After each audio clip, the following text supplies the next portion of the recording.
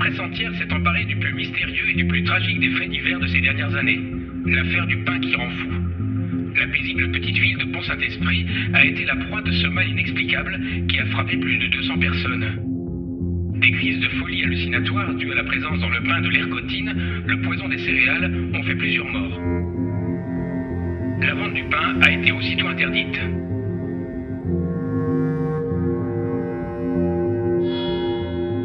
August 16th, 1951. Madness spreads through the village of Pont-Saint-Esprit in the Gard region in France. Dozens of villagers have been victims of these bouts of madness. The press describes men terrorized by snakes swirling in their stomachs. A doctor recounts the evening of the 25th of August, where dozens of locals were seized by convulsions, like in a night of the apocalypse. Reports from the victims are terrifying.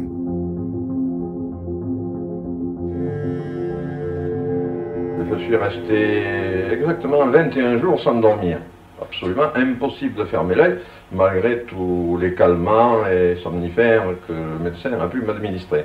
Alors il est évident, quand on reste 21 nuits sans dormir, l'esprit travaille. Et ma jeune fille avait des crises terribles d'hallucinations, se dressant sur son lit, voyant le sang qui tombait du plafond de partout, voyant des tigres qui bondissaient dessus, des lions, des ours qui venaient la dévorer. Et alors à ce moment-là, criant évidemment, poussant des cris terribles, des cheveux qui lui sortaient de la bouche. Elle avait toujours l'impression qu'elle avait sa bouche pleine de cheveux. Elle s'arrachait comme ça, n'est-ce pas, pour éliminer ses cheveux, qu'elle n'y arrivait pas. Et vous vous souvenez de quelque chose, mademoiselle? Oh, rien du tout, monsieur. In Pont-Saint-Esprit, they call it the cursed bread drama, because all of those who fell ill ate the bread from the Briand bakery. It's the first time in France that a whole village has gone mad. It made headlines in the press, who wondered, what could have caused this collective hallucination? In Pont-Saint-Esprit, the locals panic, and nobody will touch the bread. The hearses quickly arrive in the village. In total, 7 deaths, 300 people poisoned, and around 50 admitted to psychiatric wards.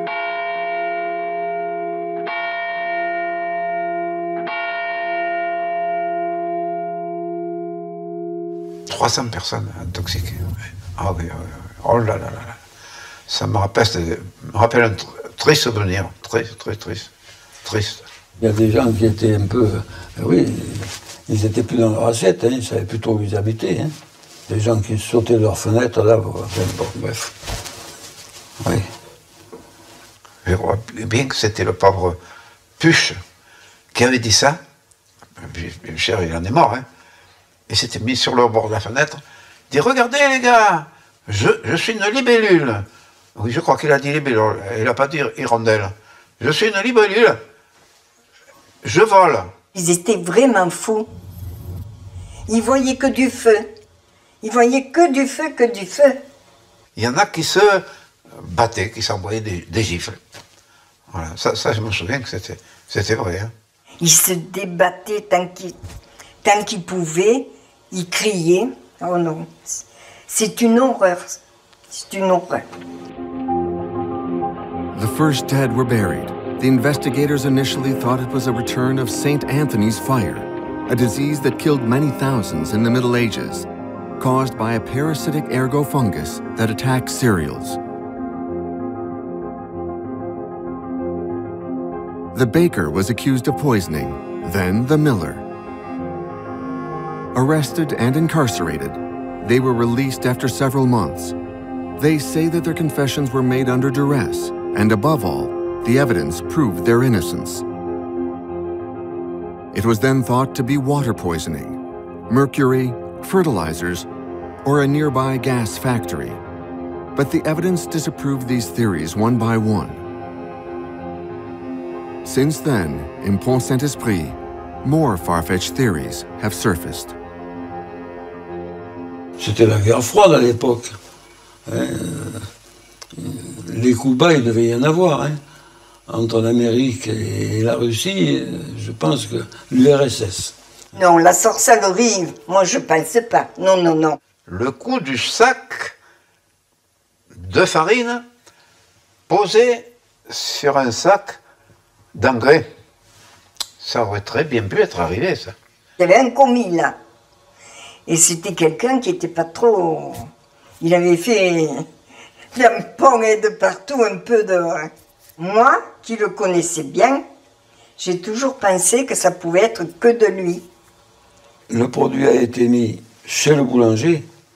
Je dis non, c'est pas le boulanger qui l'a mis. Chez le boulanger, il faut que quelqu'un l'ait mis. Ah, il faudrait savoir qui. Donc c'est pas lui, c'est quelqu'un d'autre. Quelque chose qui ne va pas. Ça, c'est pas clair. Pas du tout. Nothing is clear, and for decades the incident goes unexplained. But against all expectations, 60 years later, a new theory is proposed. Not from France, but from the United States. An American researcher in the Secret Services, Hank Albarelli, is investigating the suspicious death of a biochemist from the CIA, Frank Olson. A specialist in chemical weapons, he carried out experiments on hard drugs like LSD. He was also in France a few months before the Pont-Saint-Esprit incident. Afterwards, he kept sinking into depression, telling his wife that he'd made a terrible mistake.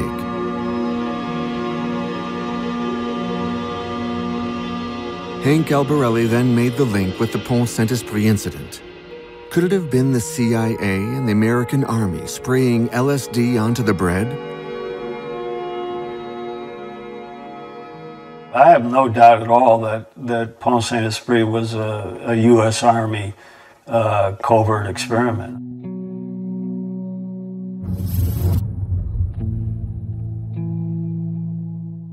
Initially, I had doubts, and I think initially my doubts were motivated by wishful thinking on my part, where I didn't want it to be an experiment. It was hard to fathom the government doing that. Although at the same time, there were a number of research tracks that were being conducted for the book at the same time. So my being naive about what the government and the U.S. Army was capable of doing was the threshold for that was dwindling. Is it possible that the Americans drugged an entire village in an ally country, causing, no doubt accidentally, the death of 7 people?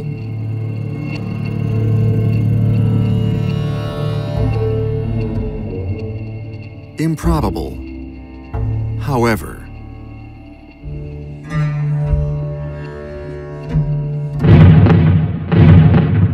to understand what happened in Pont-Saint-Esprit, we need to look back at the end of the Second World War, when the level of atrocities committed by the Nazis was discovered in the camps. Notably, horrific experiments carried out on thousands of prisoners by chemists or doctors. Men lacerated, poisoned, burnt alive, exposed to radiation. The Allies hunted the war criminals from Hitler's regime. In 1946, in Nuremberg, the doctors are put on trial. 22 men and 1 woman who experimented on human beings, who they transformed into lab rats, stand accused. The trial sets a precedent. 7 of the accused are sentenced to death, 11 given prison sentences, and 5 are acquitted.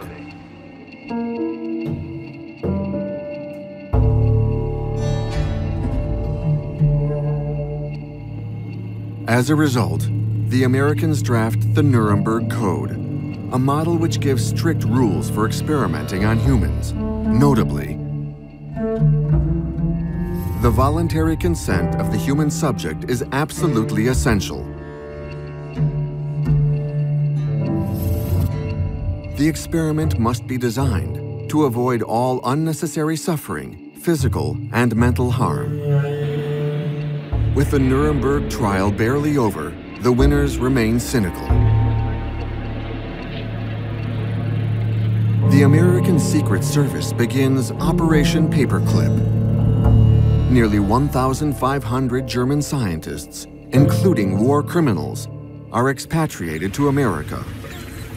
They are offered a new life in exchange for their knowledge and cooperation. It was a very serious game of propaganda that we were playing. It was almost a show trial.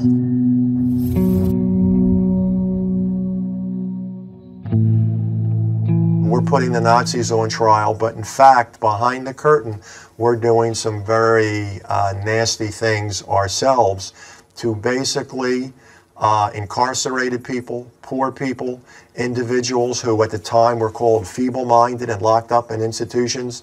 And if you were in one of those institutions, whether you were indigent or an unwed mother or had some sort of mental incapacity, there's a good chance that you may have been incorporated in some sort of medical study, possibly for the government or not, where you would have been used and abused. Assisted by the German scientists, the Americans begin pursuing their goal of the ultimate weapon, and everything is allowed in the name of the Cold War. On the one side was the Army, whose priority is to win the nuclear arms race.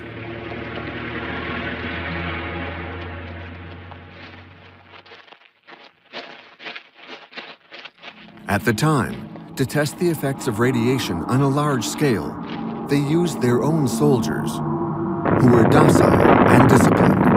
Between 1946 and 1962, between 250,000 and 500,000 men were exposed to radiation on Bikini Atoll or in the Nevada desert. They were exposed with no protection, unaware of the risks involved, and afterwards the radiated particles were cleaned up with brooms. These images served as propaganda for an army wanting to show off its technological power. How about radiation? You think there's much danger from radiation? Well, radiation is the least of the worries that the men are thinking about. I think most people thought that radiation was the greatest danger, didn't they? Where did they learn different? Well, prior to our instructions here, we received a very thorough briefing before we even came in this close to contact with it. On the other side was the CIA, who was above all interested in psychological manipulation. Their goal was to create an infallible truth serum, wipe memories, turn humans into robots, and program them to kill.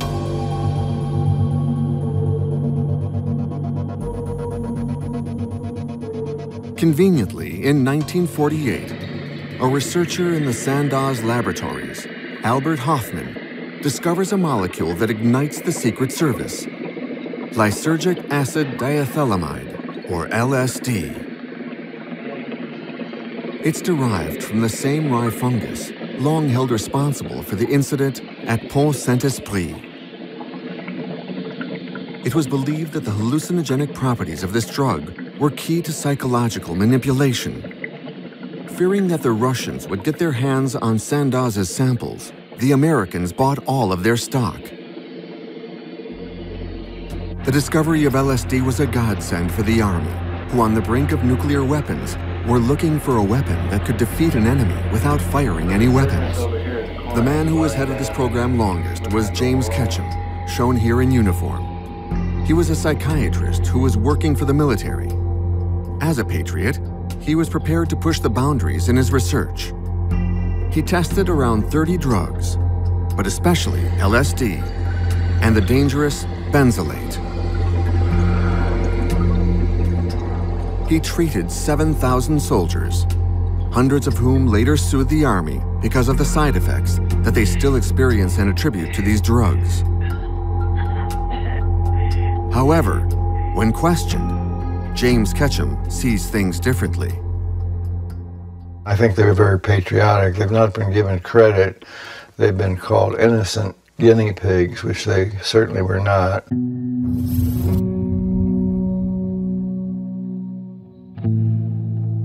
They knew what they were doing, and we told them as much as we could about it. We had to limit the names of the drugs because some of them were artificially made, and if we were to give out the name, of course, that would also reveal the structure, and that we were afraid the Russians would get that. They were apparently following our work. We thought they were ahead of us, but actually they weren't. And so they were watching what we did to see what they could learn and use, and they developed a similar drug later themselves.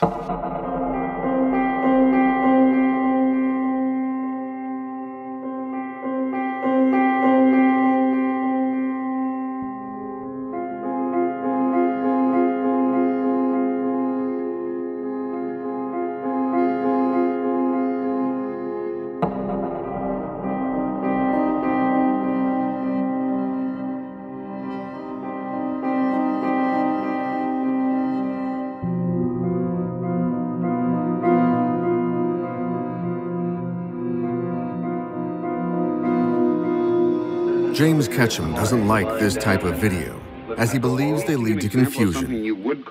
He claims the products were more festive than dangerous, and prefers images like this one of a soldier on LSD.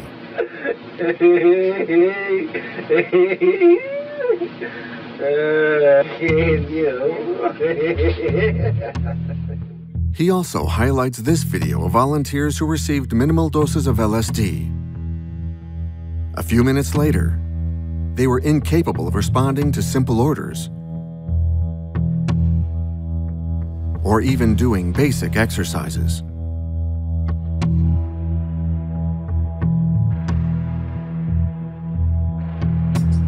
In parallel with the Army, the CIA was also developing its own programs, codenamed Bluebird, Artichoke, and later MK Ultra. But to carry out these programs on a large scale, they needed funds. In 1950, the Korean War gave them the ideal pretext. Some American soldiers were captured. During their detention, pilots admitted having dropped chemical weapons onto Korea, which was forbidden. The Americans claimed this was due to psychological manipulation, and the CIA took advantage of this godsend to obtain budgets that allowed them to work on brainwashing. During the Korean War, the American pilots who were captured started making apparently false confessions of germ warfare.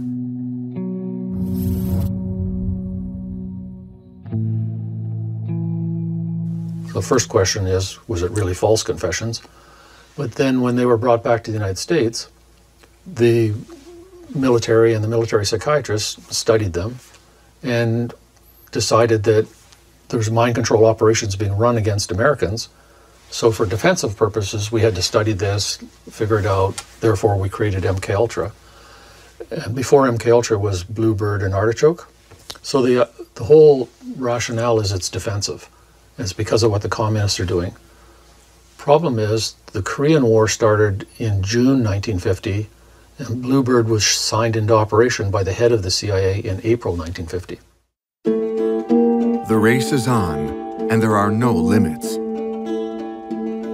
Devastating drugs are given to animals, but it's mainly human subjects who interest the scientists.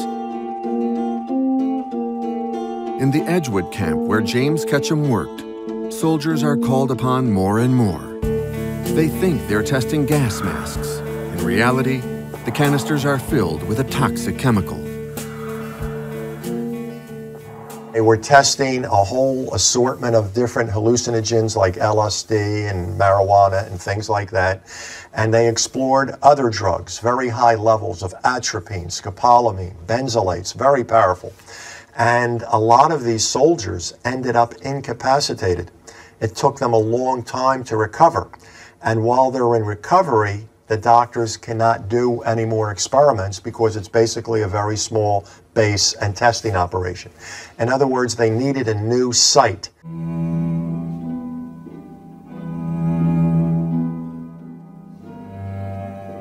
It's in this context of the Cold War and secret agents that on the 16th of August, 1951, the tragedy at Pont-Saint-Esprit unfolded. France was suffering economically, and the Americans distrusted this ally they couldn't control. The village was under the control of socialists at the time. In the eyes of America, they were Reds, the epitome of the Soviet danger. But the mayor, Roger Castillon, doesn't believe in a foreign conspiracy. Ce que j'ai du mal à imaginer, c'est pourquoi Pont-Saint-Esprit serait devenu le terreau expérimental de la CIA, voilà, quoi.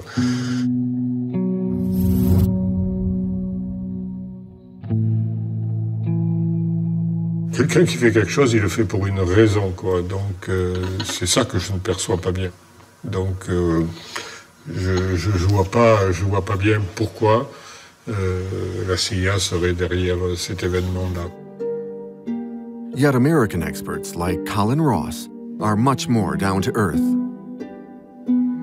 Obviously, that compound didn't just come in the rain, or just wasn't sitting around naturally. It was obviously organized, controlled, distributed. So whether it was actually LSD or some other compound, well, doesn't make that much difference. Pont-Saint-Esprit is actually not just this happened once in the world in a village in France. It's consistent with all the other experiments on the public that have done in the United States and done for a documented fact. To achieve their goals, would the Americans be prepared to use a whole village as a laboratory? After all, these are civilians, not trained soldiers. However, in September 1950, nearly 1 year before Pont-Saint-Esprit, this is exactly what they did, and in their own country. Off the coast of San Francisco, the American Marines were carrying out military maneuvers. A ship approached the coast and bombarded the city with a bacteria causing Noxosomia, Serratia marcescens. The military were testing the effects of spraying this through the air. This classified secret defense map shows the scale of the targeted area. At least 11 people were hospitalized, one of whom died of pneumonia.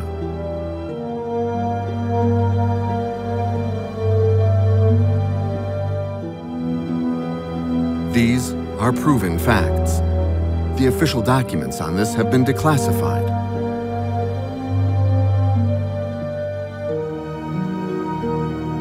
But at Pont-Saint-Esprit, the population remains skeptical. After so many different theories, a plot by the Americans just seems fanciful. Alors là, hein, là je crois personne, là. Non. Alors, il ne serait pas venu avec un dé à coudre à Pont-Saint-Esprit à mettre un poison ici. Ils en auraient foutu dans la France entière, les Américains, alors. Hein? À t'en faire. Moi, à mon humble avis, c'est une blague encore inadmissible. Parce qu'on fait quelque chose bien ou on ne le fait pas, hein? The villagers wonder why a supposedly festive drug that is loved by hippies would have had such terrifying effects at Pont-Saint-Esprit.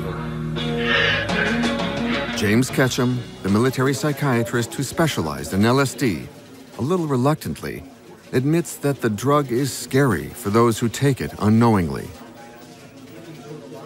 Some individuals could have a bad trip if someone gave them LSD and didn't tell them about it. That's very anxiety producing.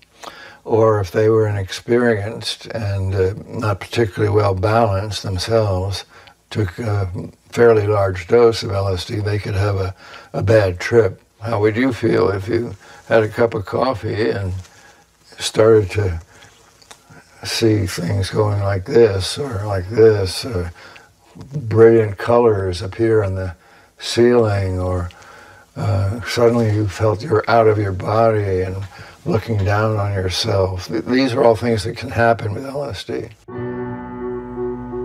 But can these effects have a delayed onset? In Pont-Saint-Esprit, the older generation will remember the night of the apocalypse, where dozens of men went mad and were sectioned in a psychiatric unit because of terrifying visions. This night took place more than 2 weeks after the cursed bread was consumed. But again, James Ketchum admits that it's possible. Some individuals had flashbacks later in which they would go into a situation where they had been when they were taking LSD and have a flood of the same emotions and some of them anxiety producing. In 1951, French investigators also consider LSD and call upon Albert Hofmann, inventor of the drug.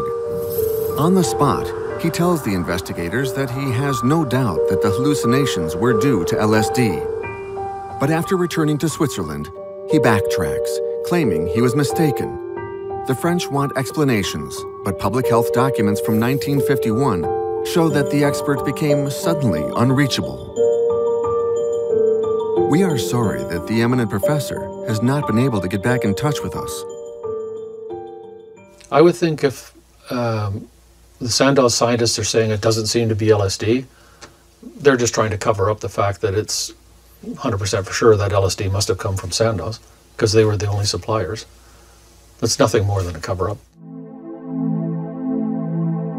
After months of inquiry, the French investigators were so disoriented by the number of fruitless leads that the incident at Pont-Saint-Esprit falls victim to its own mystery.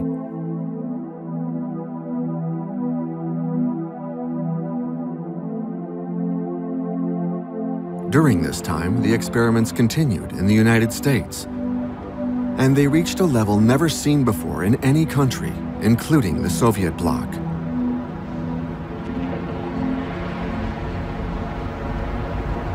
Entire populations bore the consequence of large-scale tests. Here are some examples, again uncontested cases that are recognized by the American government. In 1953, radioactive iodine was injected into newborns and pregnant women at Iowa University and also in Nebraska. In 1955, the CIA sprayed whooping cough bacteria off the coast of Tampa. 2 died and dozens fell ill.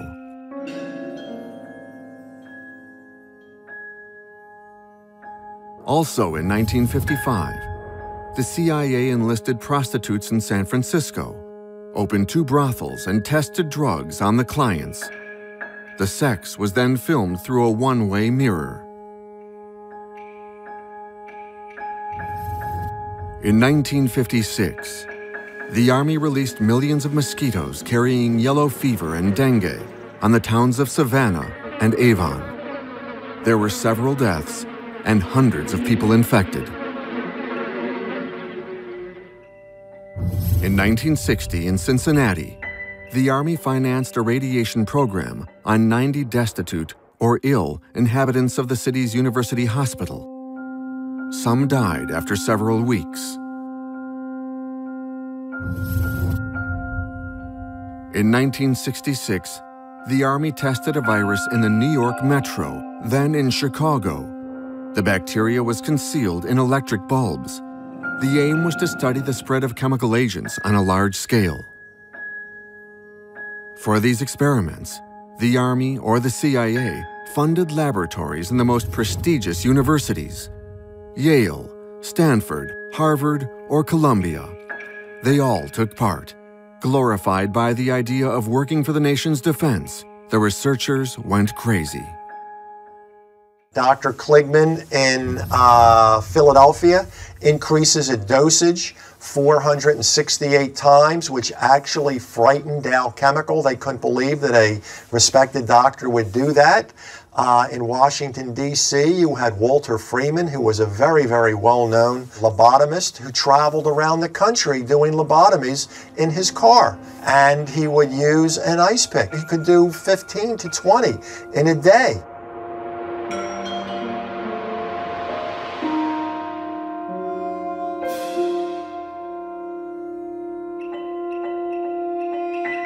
It was just incredible what some doctors did, and very few, if any, people in the hospital or the medical community blew the whistle on it. It really was an egregious act, and it showed that the medical community was more interested in protecting its ass than in protecting the test subject and the patients, because a lot of doctors went off the deep end and started doing things that are just inconceivable now. To express his indignation, Alan Hornblum wrote half a dozen books. A former prison guard at Holmesburg in Pennsylvania, from his first day at work over 40 years ago, he had a horrible shock. I was stunned to see scores of inmates with their shirts off, strapped and wrapped in bandages and gauze tape. And I couldn't imagine that I was going into an atmosphere that was that violent, because all of the men looked like they had just walked a cell block knife fight. They explain that it's not because of any violence, but experiments that are carried out there. Alan was the first to denounce this scandal and would lose his job as a result. It was probably the largest human experimentation factory in America, possibly the world. From 51 until 1974, more people were probably incorporated in more experiments than any other place in the world.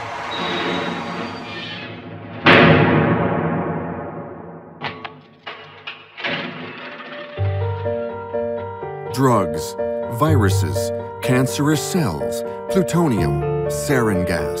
The most toxic products were tested in Holmesburg, but also in dozens of prisons throughout the country. To condemn these experiments, Alan Hornblum found former inmates like Yusef. In 1961, this man was imprisoned for selling marijuana. He was poor, with limited education.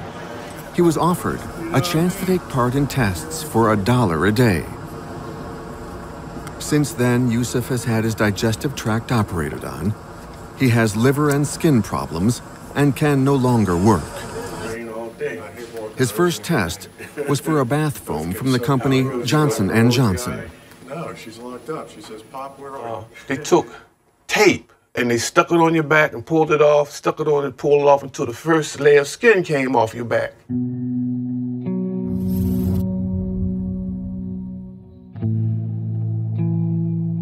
And they put six sections on my back like that. And then they took a bottle with the Johnson & Johnson bubble bath in it and put it on a patch and put the patch over the raw area. Then they took a can. I recognized that can as being from the Army. And I was like, what Johnson Johnson got to do with this? So he took the can and he sprayed it on my back. And when it hit my back, it was cold. But it was so toxic and like fumes, I could taste it in my mouth. And as I'm walking down, I'm getting dizzier and dizzier, dizzier and dizzier. By the time I stepped into my cell, I passed out. Boom, and my back was inflamed. And by the time I woke up that morning, I had great big blisters on my back full of pus. This rash just gets worse and worse. And it looks like when the moon come out at night, it flames up and I'll be moaning and crying. My cell partners couldn't sleep. There was a second test which would lead to an operation on his intestines, then a third where he had to do simple sums while drinking a colorless liquid. We goes over there, a little shot cup, and it looked like water. We drinks it. Everything became magnified, the sound, like the loudspeaker on the system. Ooh, ooh, ooh. The walls look like they turned into water. You know what I mean? And like I spent the whole time like looking around like this here instead of doing the test. So I goes back to the block in that condition. And man, I mean, I was tripping. And it was like a slow acting drug that was in that cup. It lasts for weeks. The inmates start naming me out of limits. I had no conversation for nobody. I was scared of the inmates, and the inmates act like they was afraid of me.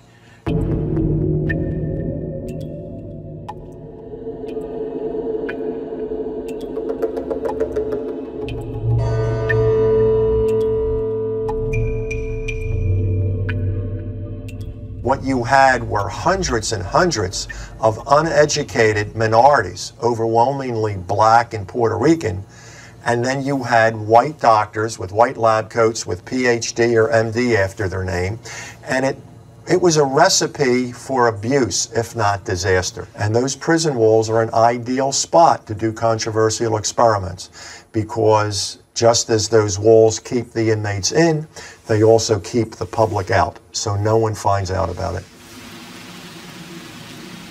Prisoners were used, but also patients. In certain hospitals, patients were steered towards the services financed by the CIA. These services carried out limitless experiments on psychological manipulation. In 1965, Karen Wetmore was only 13 when she was admitted to a hospital in Vermont.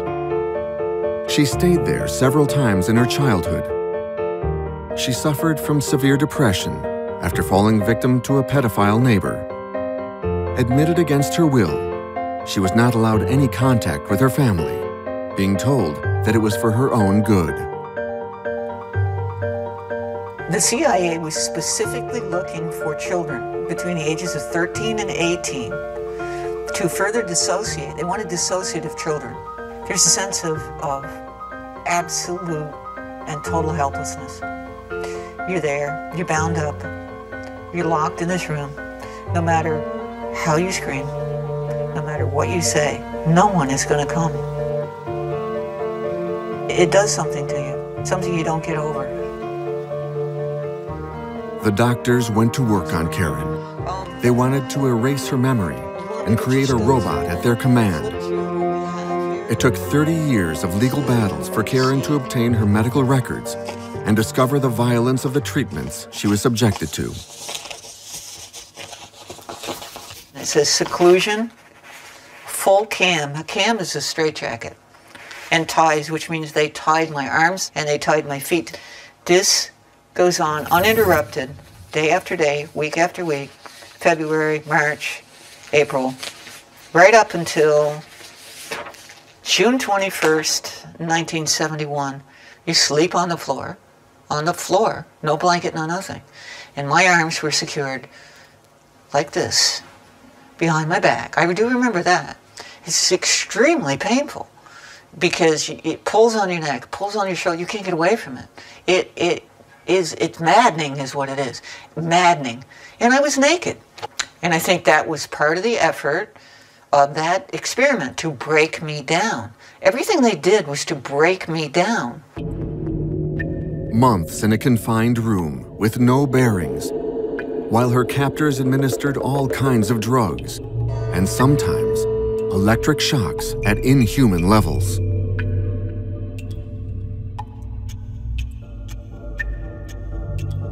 Number of shocks and the seconds that they held the shocks. They 30, 30, 35, 35, 35, and they held it for, sustained for 40 seconds. A normal shock would be a second. Certainly not 30 and 35 of them. One, not that many, which probably is what obliterated my memory right there. And I think that's the way they did it. I think that's the way they did it. They also said, in this treatment right here, no seizure, shock, restarted. So they gave me a second one because they couldn't produce a seizure. So they must have done it over again, must have repeated it. It's unforgivable. And I'm sure I wasn't the only one they did this to. I'm sure. I survived to be able to talk about it. How many suffered similar experiments? In Montreal, Canada, the CIA used a world-renowned psychiatrist to set up a factory of guinea pigs in the Allen Memorial Psychiatric Department in McGill University. This psychiatrist was Ewan Cameron, one of the all-powerful presidents of the World Psychiatric Association. In 1945, Ewan Cameron made the acquaintance of Rudolf Hess, one of the Nazis accused in the Nuremberg trial. In 1957, the CIA recruited him for their MK Ultra program. The Americans wanted to perfect their interrogation techniques and program a human to kill. Ewan Cameron became the mad dog of psychiatry. He put his patients in vegetative states for several weeks, while bombarding them with pre-recorded orders. Some would become incontinent, amnesiac, forgetting even who their parents were and how to speak.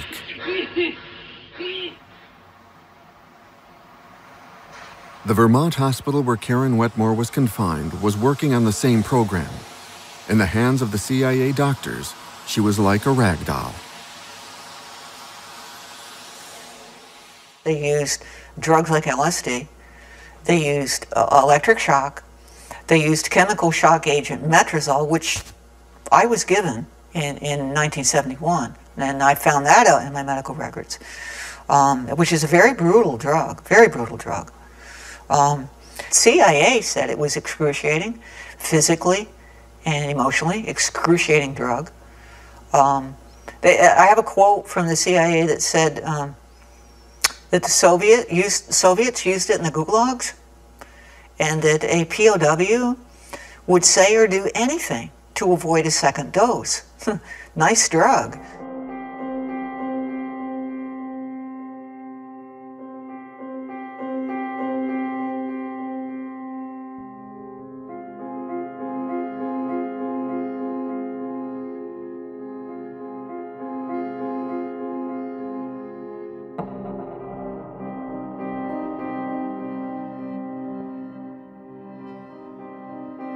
They gave me 1,800 milligrams, which apparently is a huge dose. And that night, I was complaining of hearing men inside my head, which was bothering me and upsetting me. And I tried to set myself on fire. The imagination of the scientists is limitless. In these images, a bull charges at a cape shaken in front of him. A few moments later, an implant is placed in his brain and he's released back into the ring. At each charge, he receives a shock that stops him in his tracks. Documents that are now declassified show that more sophisticated implants were tested on human subjects. There's all kinds of people who believe and people who don't believe, and that's a debate about do you believe or don't believe. I'm always interested in what are in the documents saying. So the documents clearly describe implanting electrodes in people's brains, activating the electrode from a remote transmitter, and changing the person's behavior from angry, pounding the wall, sitting there just staring. Behind Karen's ear is a scar, and she doesn't know what it's from. Once my therapist really understood that I had really been experimented on by the CIA, she said to me, you know, just for the heck of it, let me look. Because we'd read about, there's been information about these implants. And I'm like, okay. And it was there, actually there. I showed you. I went to a plastic surgeon who told me it was a surgical scar, but there's nothing in my medical history, nothing in a medical record that shows any kind of problem ever behind my right ear, or any incision or any surgery or anything else. But there it is. Karen has been compensated by the American government for her ordeal. But like many rare victims who speak up, for a long time, she was considered crazy.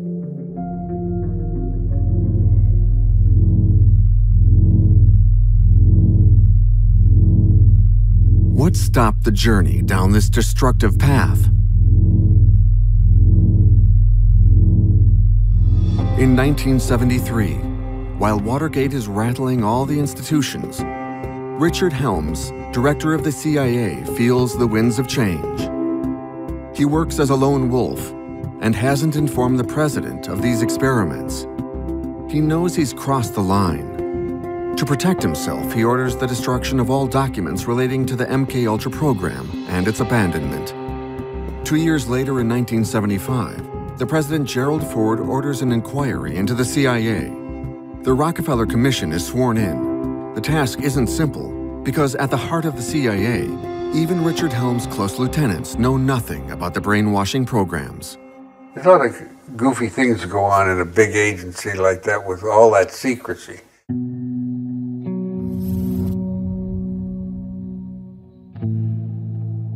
Things can go on that you don't know about, that the people who are working for the director most closely don't know about, or that the director doesn't know about. I mean, they're keeping it quiet down there.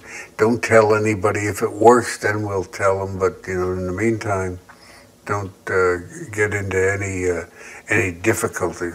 I remember when they wanted to take a kitty cat and stick a microphone up its rear end and put an antenna on its ear and have him walk in where if there's a spy in the park with another one, walk over and walk around and listen in on it.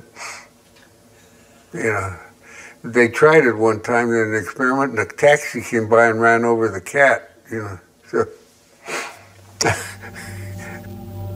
In reality, nothing is funny.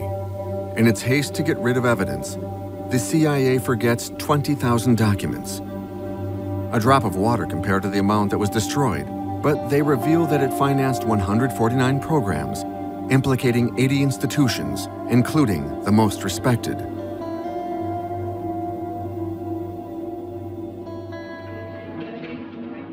Called on to justify themselves, the heads of the CIA, like Dr. Lashbrook, lie and downplay the facts. There was, of course, claims or thoughts that maybe great things could be done with hypnosis. One small project in which we had a hypnotist do some experiments, primarily to see what the limitations of hypnosis might be. Can you make a person do something under hypnosis that he would not ordinarily do?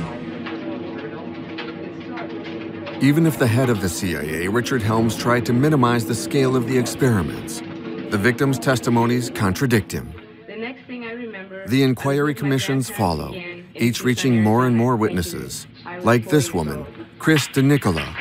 Her father put her in the hands of a reputed CIA doctor, Dr. Green, when she was 12 years old. His objective was to gain control of my mind and train me to be a spy assassin.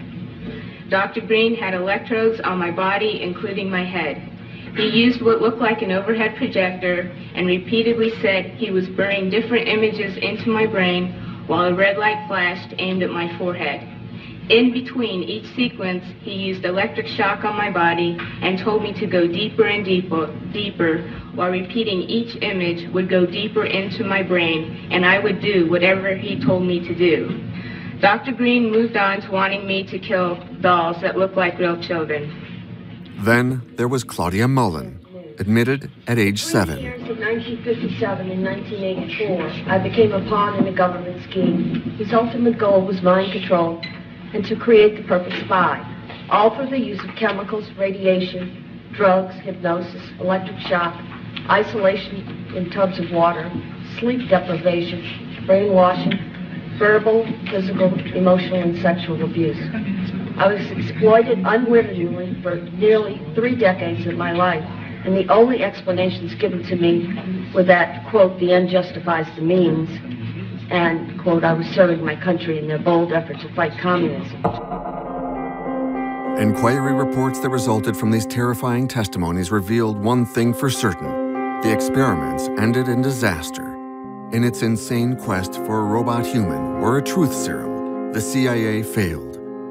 On August 3, 1995, with the revelations mounting up, then-President Bill Clinton makes a public apology.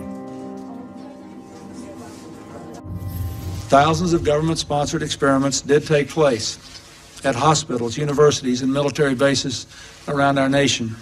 In too many cases, informed consent was withheld. Americans were kept in the dark about the effects of what was being done to them. The deception extended beyond the test subjects themselves to encompass their families and the American people as a whole. For these experiments were kept secret, and they were shrouded not for a compelling reason of national security, but for the simple fear of embarrassment, and that was wrong.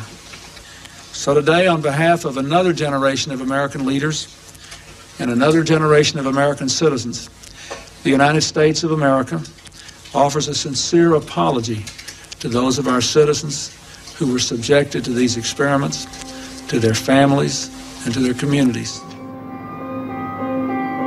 Since then, a great number of secret archives have been released to the public domain. Researchers would take an interest in this troubled period, notably Hank Albarelli, who worked on the suspicious death of Frank Olson, the biochemist who worked at the heart of the CIA. Since 1951, the year of the Pont-Saint-Esprit incident, Frank Olson called into question the ethics of the experiments being carried out and became depressed as a result. In November 1953, the CIA put LSD into his glass without him knowing. 9 days later, he threw himself off the 13th floor of a New York hotel. Murder or suicide, we'll never know. At the time of the investigation, Hank Albarelli found a surprising document coming from the White House. It surprisingly linked the name of Frank Olson to Pont-Saint-Esprit. Why in the middle of the Korean War would the White House be interested in this small French village? Even better, Hank also came across a study carried out by the CIA on LSD. The document itself was a comprehensive overview or history, if you will, of LSD specifically, yes. Not on ergot. It had nothing to do with ergot. There was a section or a chapter, if you will, headed Incident at Pont-Saint-Esprit. And the first two paragraphs of that describe essentially what we've all read, you know, many times over in terms of what happened at Pont-Saint-Esprit. But the remainder of that section, the rest of that page, which was about half the page, and the 2 pages that followed, were completely blacked out. Above all was this damning document from the CIA. It dates from 1953 and has no doubt been declassified by mistake. A director at Sandoz Laboratories confirmed to a secret agent that the Pont-Saint-Esprit incident was caused by LSD.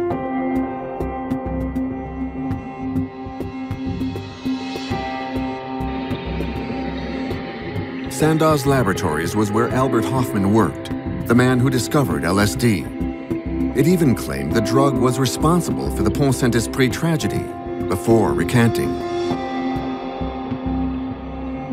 When I saw the document detailing the meeting between the CIA informer and the Sandoz official, corporate official, who was not Hoffman, I still haven't been able to identify that person, it became more than clear that Sandoz, of course, was part and parcel of the experiment, probably, you know, provided the drug to the Camp Dietrich personnel that were on site, and well knew about what had actually occurred at Pont-Saint-Esprit.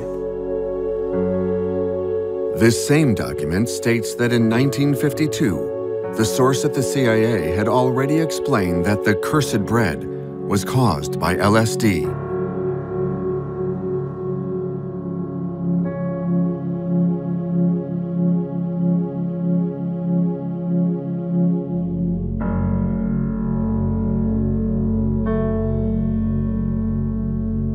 Did French authorities try to silence the affair? Several years after the drama, a head of the Victims Association was shocked at how disinterested the investigators were. J'aurais dû recevoir au moins une fois la visite d'un inspecteur. Or, jamais je n'ai reçu la visite d'un policier. Et aucune des victimes de l'intoxication ne peut prouver aujourd'hui qu'elle a reçu la visite d'un inspecteur de la PJ. Les parents d'une des principales victimes, un jeune homme de 24 ans, M. Moulin, ont demandé au juge d'instruction d'effectuer des prélèvements de viscères sur le corps de leur fils et qui n'ont pas obtenu de satisfaction. Pourquoi? Le juge d'instruction leur a répondu les prélèvements de viscères ont déjà été effectués sur le corps de M. Muison, la première victime. Nous savons maintenant à quoi nous en tenir. Ce qui était faux, puisque nous ne savons pas 10 ans après à quoi nous en tenir aujourd'hui. Do the French have something to hide? We've interrogated former members of the secret services, investigated national and regional archives, as well as those from the police and the Justice Department. The files are hard to find, and many important pieces, such as reports from main hearings, have disappeared.